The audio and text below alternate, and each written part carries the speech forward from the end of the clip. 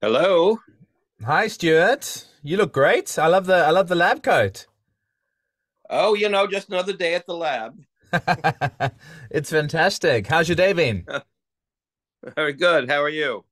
Good, good. It's 10 a.m. in New Zealand. Um That's where you are, of yeah, course. and it is a beautiful, beautiful day here. Um yeah, so really enjoying it. We've traveled quite a bit the last few days, but we're in the South Island. Have you been here before? I have never been. I've never had the pleasure to be in New Zealand or Australia. The farthest we've gotten is Japan, Oh. and so you know, who knows? Maybe somewhere on my bucket list, I'll be heading your way. Yeah, well we need to get you here for the Armageddon Expo at least. Uh, I would love to do some of that. So if you have any connections or people I should For get in sure. touch with, let me know. For sure. That would be amazing. People would love because people love you here and they but let's start the podcast. For people who don't know who you are, could you just Mhm. explain who you are and what you do quickly, Stuart? All right. Well, my real name is Stuart Zagnit, and people might know me better as the original voice of Professor Oak in the first decade of Pokemon. So I have a lot of friends who grew up watching the show, and more than one person has told me that they watched it when they were a child, and now that they're grown up, they're actually rewatching the episodes with their children. So a new generation is being introduced to it, which is an amazing thing, and it's very gratifying to me knowing that the work that we did now, going on 25 years ago, is still out there to be enjoyed. So it's quite a nice situation, and I'm embracing that, and I love the fans and appreciate their appreciation. That's so true because my daughters love you, and I told them I was talking to Professor Oak this morning, and they got quite excited because yeah, I'm watching it with them at the moment, and we spoke to Veronica Taylor a while back, and she was lovely. And she actually came to New Zealand for the Armageddon Expo, Veronica, Ah, and that's where we initially met. But no, it's incredible. It's amazing because I'm 30, and you were the voice of my childhood, and now you're the voice of my children's childhood, and it's really really special to yeah, to show them what I really enjoyed growing up. Um, so so Stuart, you've obviously the original voice actor for Professor Oak. Did you do any other anime at all? yes. I mean, I did some pre-Pokemon for other producers. There was the Slayers. There was the Irresponsible Captain Tyler. Uh, I was the father on Winx Club, Mike, in the Hmm. original series. Um, I did one small role that in Pokemon that wasn't Professor Oak, which was Koga, which I kind of it's like, yeah, I did that, but it's like it's not important by comparison. Oak really has resonated with the fans, so I don't even people remind me that I did that because it's like it was really a secondary thing. Right. There was a show called Chaotic, and I had a character named Bodil, who was fun to do. Um, the Eric Stewart, who was the original voice of James and Brock, created a series that we pitched, and it was the characters were the crash test dummies from for automobiles, and they all had different personalities, and I was really excited about that, and I had a really fun character, and they even went so far as to like do the action figures, which I've never. I'm just putting it out there. I've never had a Professor Oak action figure, and before I I leave this mortal coil, I want to have one. So whether it's privately produced or professionally produced, I think he deserves an action figure. I Um, agree. so maybe that'll happen. I'm putting it out to the universe. You know, the pops are, which are very popular.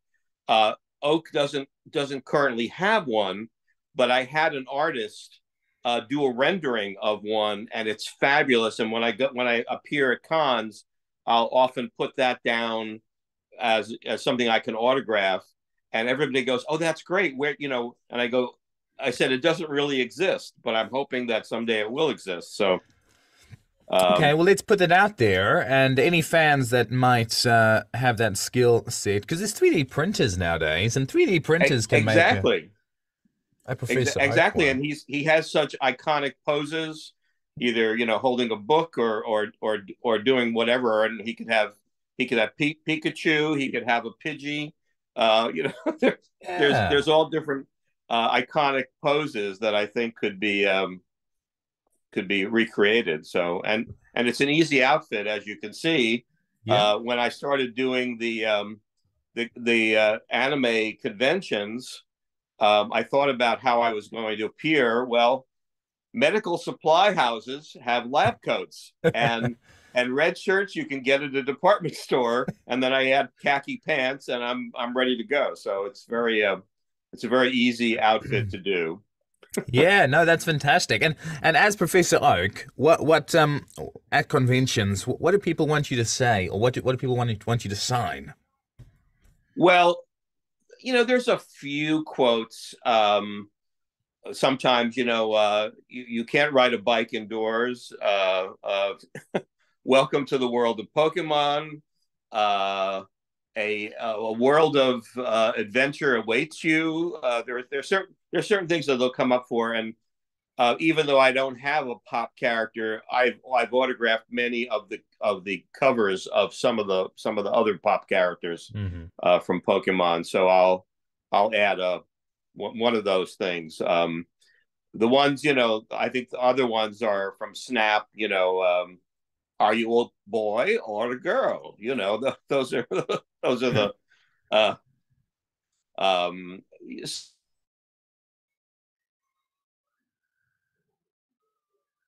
Oh, you froze there. it was Okay. you can't do that in here. So, you know, whatever strikes their fancies. No, that's perfect. That's perfect. That's really, really good. You broke up slightly there, but I heard you can't do that in here. That's a perfect line. Right. And obviously your voice. How did you come up with the Professor Oak voice in the first place?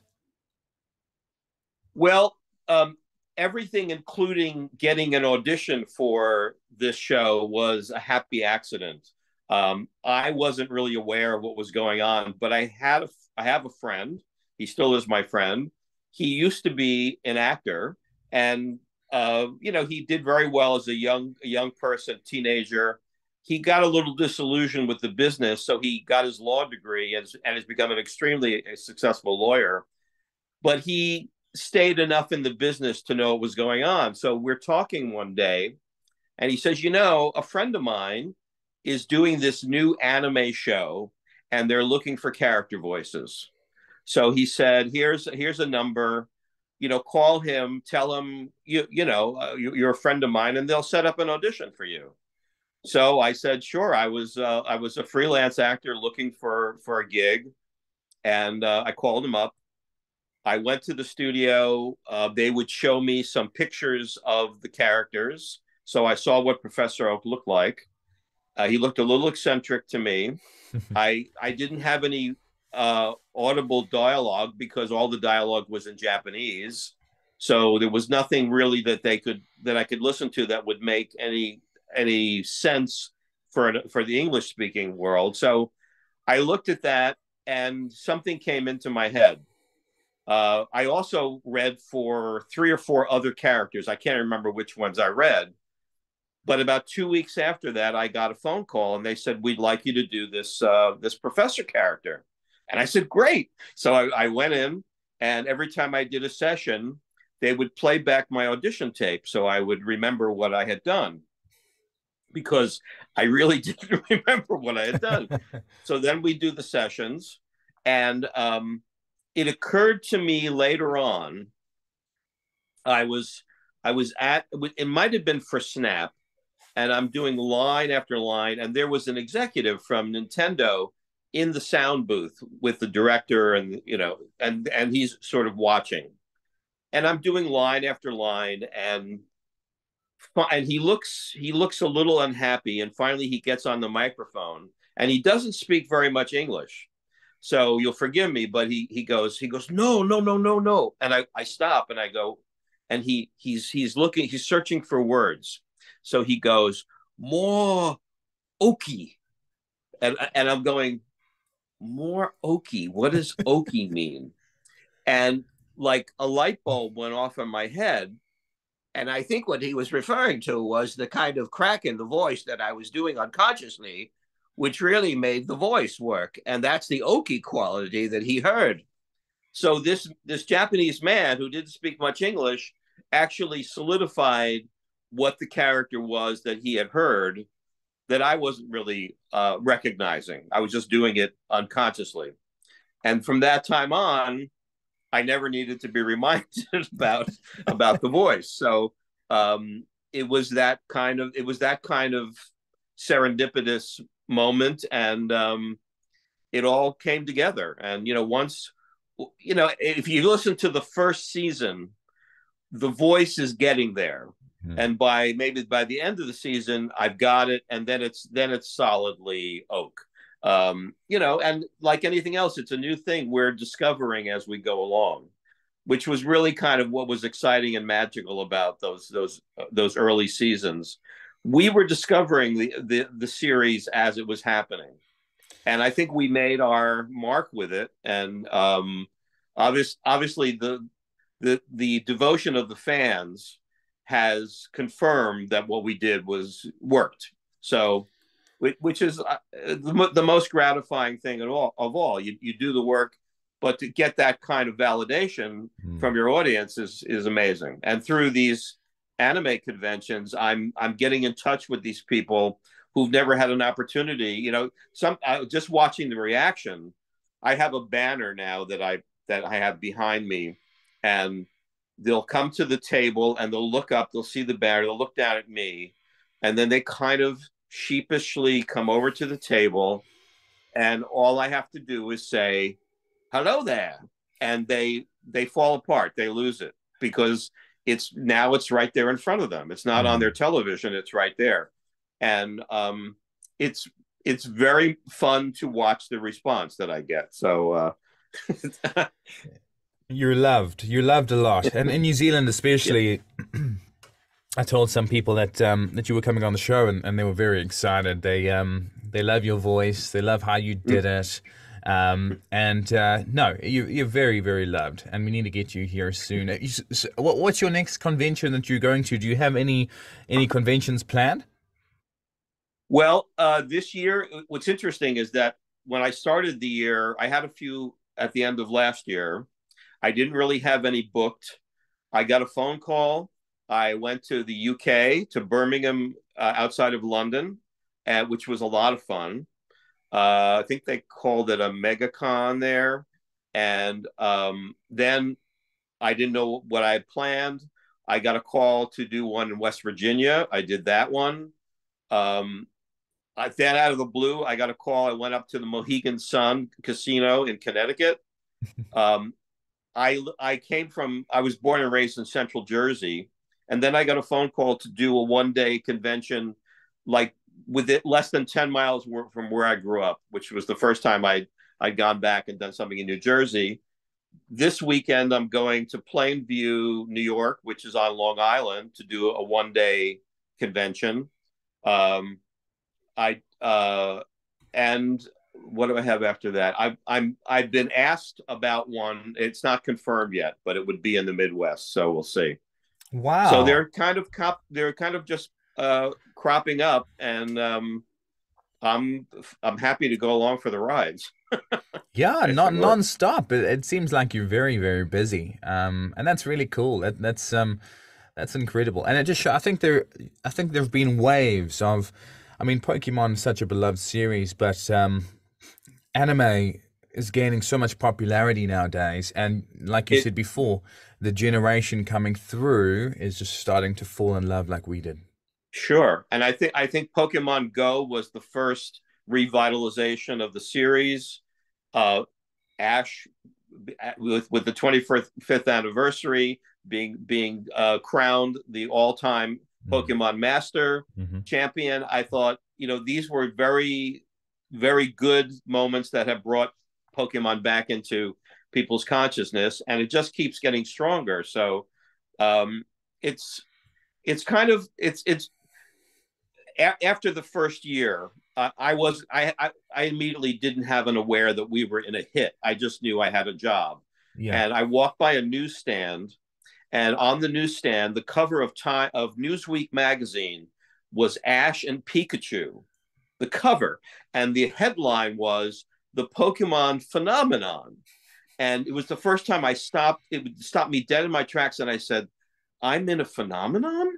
I had no idea of the reach of the show and how big it had gotten. Mm. So that was another realization that was a great surprise.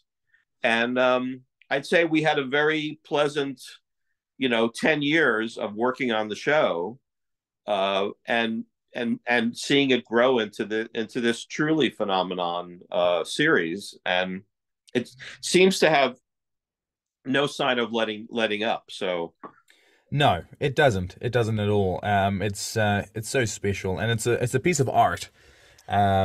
So no, that's incredible. That's really, and do you have any? Are you still auditioning for any voice acting roles? Or uh, ironically, a very little right now. So if you're listening out there and you're producing, I'm available. awesome, awesome. Oh, that's fantastic. That's really really cool. Now could you say in Professor Oak's voice, "Hi, I'm Stuart, and welcome to the Anime Dad podcast." Could you say that for me? Okay. Um, Hello there. It's me, Professor Oak, also known as Stuart Zagnit, and welcome to the Anime Dad podcast. Perfect. Amazing. It takes some people so long to do that one line. You can see you're a Really? professional. You get to, yeah. I don't know why. I don't know why. I put it on the spot. They say the dad anime, but that's perfect. Right. Well, right behind your head is Anime Dad. Mm, So I had a little bit of a script there. true. and and I will say that I do a lot of cameos, so people can reach out to me, and I've it's gotten easier and easier to put together a little greeting or a birthday something, and I have a basic script in my head, and then I can adjust it to the people, um, and it's just part of the job now. That's perfect. That's really, really cool. And about Pokemon the series, I got a few questions from fans. Do Mm-hmm. you have a favorite Pokemon at all Hmm. that you've seen in the series? Uh, I like to say that all the Pokemon are like my children. So, I feel very, very close to them. But I would have to say, and please don't spread this around, that Pikachu is really my favorite. I think we understand each other very much. Yeah. Other than that, around the lab, I like Snorlax and Muck. I don't mind a little trouble. They have a lot of personality. So, and Jigglypuff, and I like the ones that make me laugh. And Psyduck will come around holding his head and looking very troubled, and I find that very amusing. So, but I don't like Mr. Mime because he's always sweeping up where he doesn't belong. So there's something about that he's a little too much like my grandson Gary. But I won't go into that. Yeah, Mr. Mime is quite is quite, he's got quite a personality. He's more human than Pokemon, I'd say. He's Um, like a Roomba that doesn't know is always in the wrong room. that's actually so true. That's so true. And being Are you a father at all? I am. My son, it just turned 27, and he's a classical bassist, and he's in his room right next door. He's actually teaching a lesson, remotely, and he plays with symphony orchestras. He does contemporary music, and Wow. he's a busy guy. He's in demand. And I suppose, like, I mean, you probably have a really good ear for pitch, being a voice actor. Do you play any instruments? I don't play an instrument, but besides doing anime, um, a lot of my work in my career has been I'm a legitimate actor. I do a lot of theater. I've done TV. You could have very easily seen me in episodics of Law and Order. I did a role in the fourth season of Marvelous Mrs. Maisel. Um, so I'm around, and I've done Broadway and off Broadway. So I've always sung. I've been the singer of the family. I mean, my wife has a beautiful voice too. My son can sing too, but they are also musicians. She's a pianist. He plays bass, and we're a pretty musical family all around. That's amazing. That's, I mean, that you really instilled it into your son, obviously. And what was it like, your son growing up with Professor Oak as a dad? Did he know about Pokemon? Did he get into it? He was about around 4 when we first started it, 4 going into 5. So it was a really kind of magical thing, and he knew that I did this voice. But when the movies first premiered, they would actually premiere in movie theaters before they went to video. So Pokemon 2000, which is I think the first one that Oak appears in, I took him to the premiere of it at this big Ziegfeld theater in Manhattan, and he always had great powers of concentration. So he's like kind of leaning forward and he's looking at the screen and he's watching, and then Oak comes on, and Oak starts to talk, and I'm sitting next to him, and he does this. He goes, and he just stares at me, knowing that that's my voice, and that was the best moment for me. Was that acknowledgement that he knew that was me, me. So I was over the moon when that happened. That was great. That is so cool. What a cool moment for father and son. I'm seeing you on. And did you do the voice to him before so he knew it was your voice, or it just sounded similar so he knew it was you? I think he must have heard it in passing. Obviously we did all the recordings in the studio, but I must have used it around the house at some point. So he knew enough about it, and he he'd seen the episodes on TV, so he was familiar at that point. That is so But cool. but on a big screen, also to see your character on a huge screen, that's the best. That's really quite a trip. Yeah, what a moment. That is incredible. Wow. And like being a singer, have you ever sung the Pokemon theme song, the original theme song? I haven't, but we did a CD called Pokemon Christmas Bash, and there's a song that I sing with Ash called "I'm Giving Santa a Pikachu this Christmas," and so it's kind of like Rex Harrison, My Fair Lady, where I half sing it and half speak it, and it's a really fun little number. So that was the one number I did on the CD, and I think Kmart used to have it on sale when it first came out. But so there are copies around. I'm sure Hmm. people can dig it up, but it was the first time Oak ever sang, the character ever sang. So Oh, I'm sure we'll find it on YouTube. The fans will yeah, give it a go sure. and find it. Um, Now, could we potentially finish the interview off? I'd like you to do a bit of not an improv, but could you potentially give a little speech on in Professor Oak's voice, just Hmm. encouraging um, children of all ages to get out there and explore um, and find the adventure in everyday life or something like that. That would be amazing. Sure, sure. Hello there, it's me, Professor Oak, with a special message for all you potential future Pokemon trainers out there. Now, there's nothing better than getting out in the fresh air and looking for Pokemon and playing with your Pokemon. But I have to tell you, it's very important.